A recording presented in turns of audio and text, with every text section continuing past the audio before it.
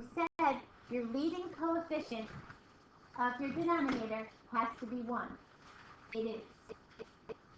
But this time around, we have 3 terms. We only use up to those 2 terms.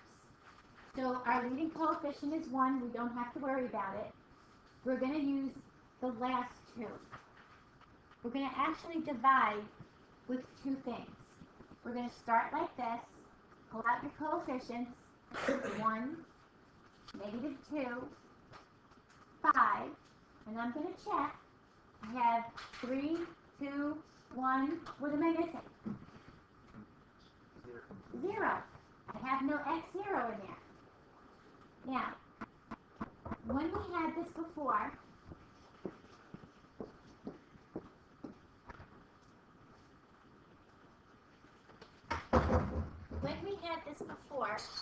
we said, say it was x minus 1, x plus 1.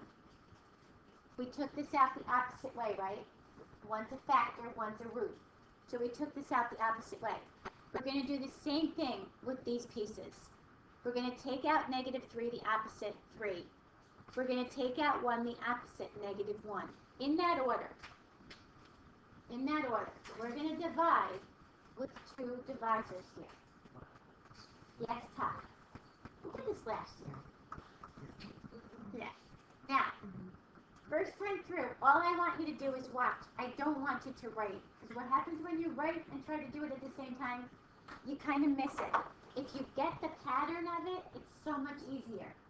It still does multiply, diagonal, add down. Multiply, diagonal, add down. So, I'm going to do it twice with you. First time through, just watch. We bring this down. We do the same thing. We multiply. Here's your multiply. It goes to the right. 1 times 3, 3. We have one more to multiply. -1 times 1. We go to the right. Again. -1. We stop. We add down. We only add down to the column closest to this one. So -2 plus 3 is 1. And we do this process again. We multiply. Here's your diagonal. 3 times 1, we go to the right. 3. -1 times 1, we go to the right. -1. Once we reach this part, we stop. And we just add down anything else that's there. We add this. 4 plus 3, 7. We add this. Now there's more than one term on the bottom. So there's going to be more than one term in your remainder of your working with your denominator here. So let's start this way. Front end, x cubed over x squared. What's this first term going to start with? X cubed divided by x squared. X. So this is my x1. This is my x0. So x plus 1. This is my remainder. Start this backwards. This is my x0. This is my x1. So my remainder is 7x minus 1 over that denominator. So my answer is x plus 1 plus 7x minus 1 over this. There's my answer. Okay. If I divide that out by that denominator, okay, I have a double denominator. I'm going to do this again with you so that you could walk through with me. Okay, let's start this again. I'm going to walk it through again so you can write it down with me. But do you see the pattern? The pattern doesn't change. The pattern says multiply diagonally, vertically add down. You just have 2 things to multiply diagonally. Every time you multiply, you go to the right. So, let's start together. Let's pull out your coefficients. 1, -2, 5, and we said we needed a 0. Now, our leading coefficient is 1. So we're okay with the second 2 terms. take them out the opposite way. This is going to come out as a 3. This is going to come out as a -1. Okay? We're doing a double one here. We have 3 terms in the denominator. We only use the last 2. But the leading coefficient of any of them that we ever use has to be 1, which it is. So we bring this guy down to start.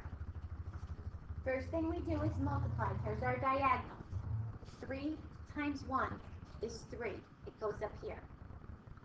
We have another divisor. -1 times 1. Go to the right of this. -1. And stop. Now, add this column down. Here's my vertical.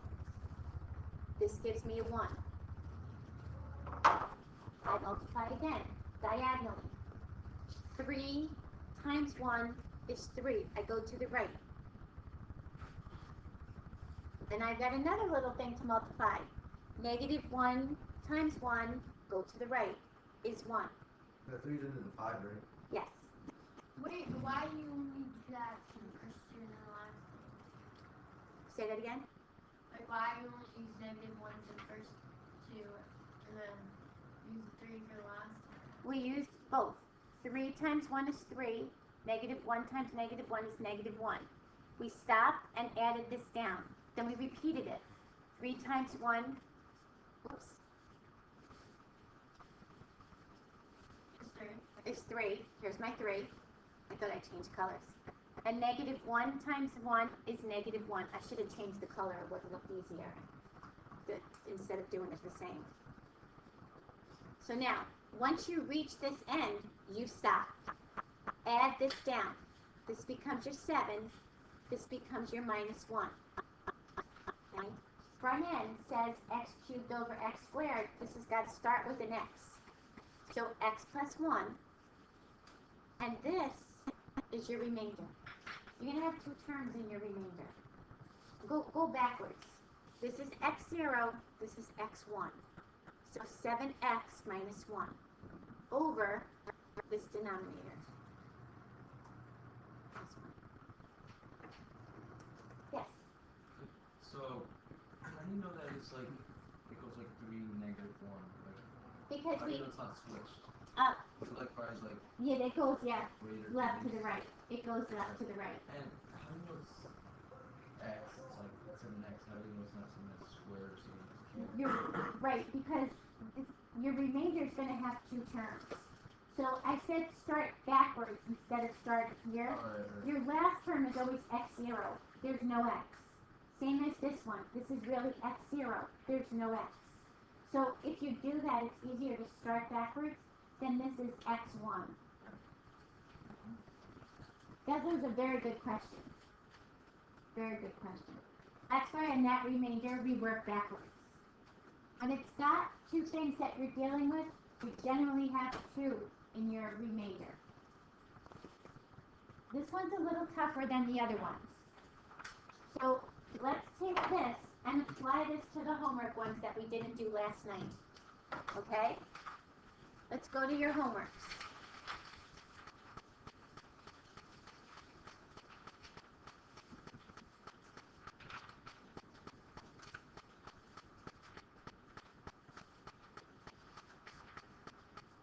Okay. Number 17 is a mess. We have to work on number 17. First of all, if I go to take these coefficients out, what do you see wrong with this? It's not in order. We need them in descending order. So let's put them in descending order. 6x cubed plus 10x squared plus x plus 8.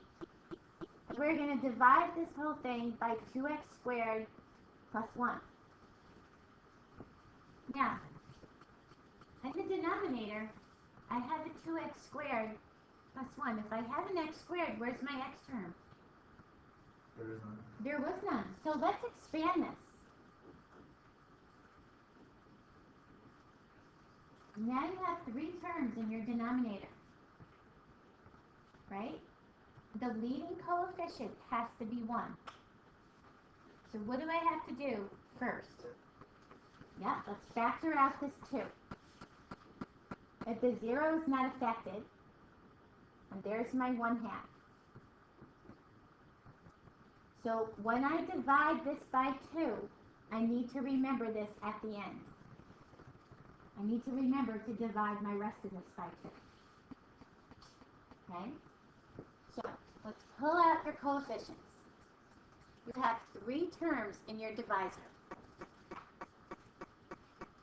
Pull out your coefficients. What do we get? Oh, for the. Yeah, go to our new one. 6. Yep. 10, 1, 8. Okay, let me check. 3, 2, 1, 0. We're good to go. Now we're going to go here, and we're going to use your last 2 terms in that denominator. We're going to pull them out the opposite way. We're going to pull out their coefficients.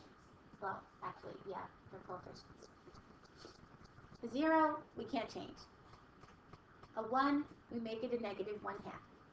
Because this guy is the x to the 0, we're still pulling out his coefficient. Now, we're ready to start. Bring down your 6. And multiply. 0 times 6 gives me what? 0. Negative 1/2 times 6. Negative 3. Go to the right. Okay, now stop. Add this column down. Just this one. 10. Okay, so let's use another color. 0 times 10 is what? 0. Go to the right. Negative 1 times 10 is what? Negative 5.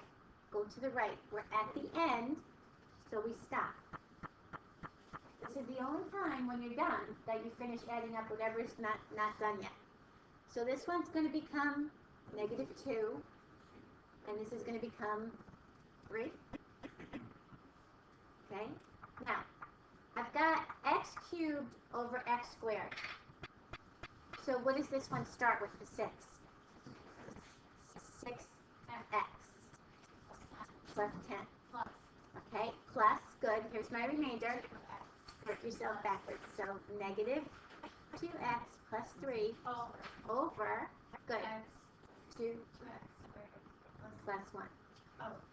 Use your whole denominator. Just use your denominator that we found. So basically we take out the coefficients of the denominator and use them times by. Basically, we take out your coefficients. We're not done yet, but No, I'm talking about how we got the 0 and the negative 1/2. We just take it out of out of your denominator, out of your last 2, we'll take the opposite signs. But don't flip this over. Keep this. This is x to the 0, actually, so you're still taking out your coefficient. Now, one other thing. We divided this by 2. We have to divide this by 2. And you can leave your remainder. And just remember, I usually put a star or something to remind me, because after you go through all that work, it's hard to remember to come back. The one nice thing is you usually go back and look at your denominator if you have a remainder. If you don't have a remainder, you probably don't go back and look at it. But usually you go back and look at your denominator. So that kind of forces you to say, ooh, yeah, I divided it by 2. And it's okay if you divide it here or here. Either way, it's okay. Okay? Makes sense? Kinda? Try another one. Alright? Let's try this one. I like to look at them like this first. I like to look at them like this because I think it makes more sense when you look at a division rather than you see the little divide sign. This bottom part, you only see 2 terms. But what term is missing? The x. So again, let's expand this. So how many terms does it really have? 3. Is this leading coefficient 1? So we're good on that part. So let's pull out your coefficients in your numerator. What do you get? 1, 0, 0. Let me check. 3, 2, 1, 0. Good. What's my divisor going to be? 0, -1. Good. Read it left to right so that you take this one first and then that one. And take the opposite. The 0 is not affecting us. Now we're going to do your pattern again. Start here. Do your diagonal multiply. 0 times 1 is 0. -1 times 1, go to the right, is -1. Stop and add this column down. 0. And do this again. 0 times 0 is 0, go to the right. And -1 times 0 is 0, go to the right. You're at the end, so you stop. You're always multiplying going to the right. This is -1, this is -9. Now if I look at my front end, x3 over x2, what is this 1 going to be? X. So I technically have x plus 0, but I don't really need the 0. And here's my remainder. This is your x0, this is your x1. So -1x minus 9 over your denominator. And you technically don't need that 0. Be careful of these negatives. If you put a negative out front, you're going to have to change that one in there. So my advice is don't change anything in here. Just put the plus right here and leave this be exactly the same. And do you need the -1 part? Nope. You can just leave it -x.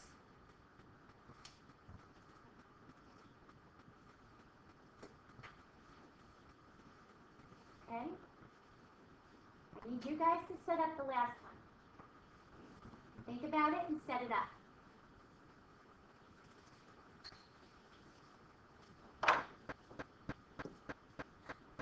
This one has to get FOILed out. You need to see this in three terms. You need it as a trinomial. Now your leading coefficient is 1. So you're just going to use your last two. So we pulled out your coefficients, which would be 2, -4, -15, and 5. What are your divisors? Good. Take them out the opposite way. So let's begin. Bring down your 2. Multiply. 4. Multiply your -1. -2. Stop. Add this column down. 0. Now as soon as you multiply, you're going to the right. 2 times 0, 0. -1 times 0, 0. Now you're at the end. Stop and add them down. Since you did x squared on the denominator, You x only cubed, have 1x, there you go. so it's 2x.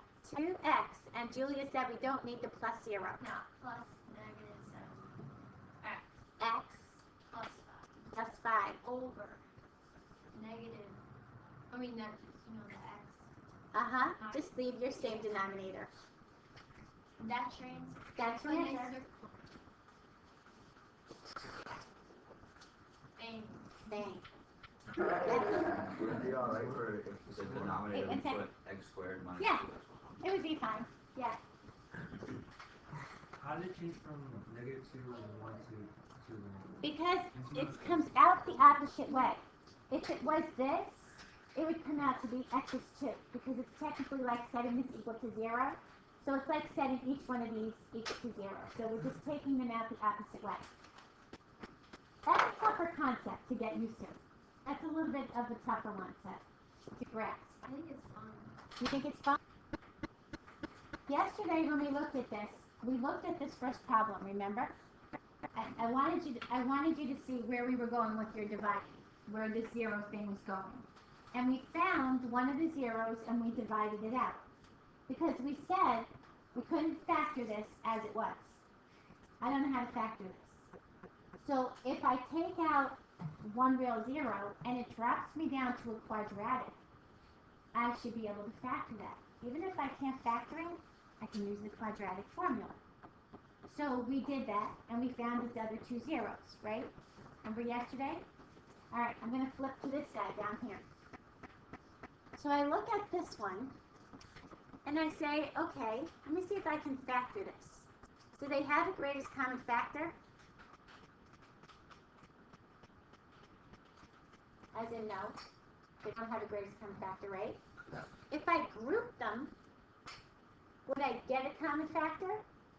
Try it. If I group this, Oh, yeah, well, this I would have to take out a 5, right? A 5x squared. This would give me a 2x minus 3. What would I take out of here? 4. A 4. This will give me a 4x plus 3. Do I have a common factor? No. So again, I'm kind of stuck. So I say, can I find a 0 for this? So put this in your calculator, okay? And you put it in your calculator already? And in your calculator, you will find 1 0. How many did you expect? 3. But you only saw 1. No, Moses, how many times did you cross the x-axis? 3 times. So Moses saw it cross the x-axis 3 times, but we only have 1 that we can see. What do the other 2 have to be? Decimals. Triple root. Decimals or irrationals or something that we can't see in your table, right? Well, invisible, no, only because it does cross the x-axis, right? So they're not imaginary. So let's divide this out, and then what's left we can factor. So, give me your coefficients. 10.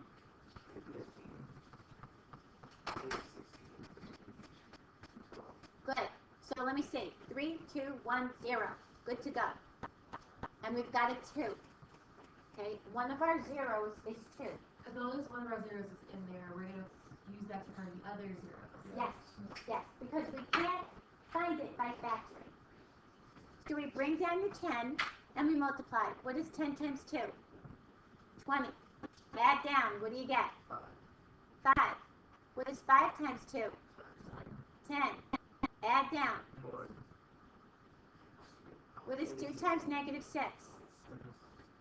Ah, we expected this remainder to be a 0, didn't we? Why did we knew that was going to be a 0? Why did we know it? Because it was a factor. So now, I'm dividing this by x minus 2, right? So front end, what is x cubed over x going to get me? X squared. So here's my x squared plus 5x minus 6 equals 0. Now I know by looking at my graph that this probably is irrational. I probably cannot factor this. So I use my quadratic equation. That's not so bad. Is it one like that we did last night? You didn't have to use the quadratic. Oh, I did anyways. Oh, you can always use the quadratic. Okay, what I want you to do tonight is finish this one, and I want you to attempt the next example on there. It has one root, so its other root has to be its conjugate. So in fact, how we did that to divide. Wait, so what is x equals 2 minus... Oh, the rational. Right, so the other one has to be a conjugate. Chelsea, please tomorrow. What?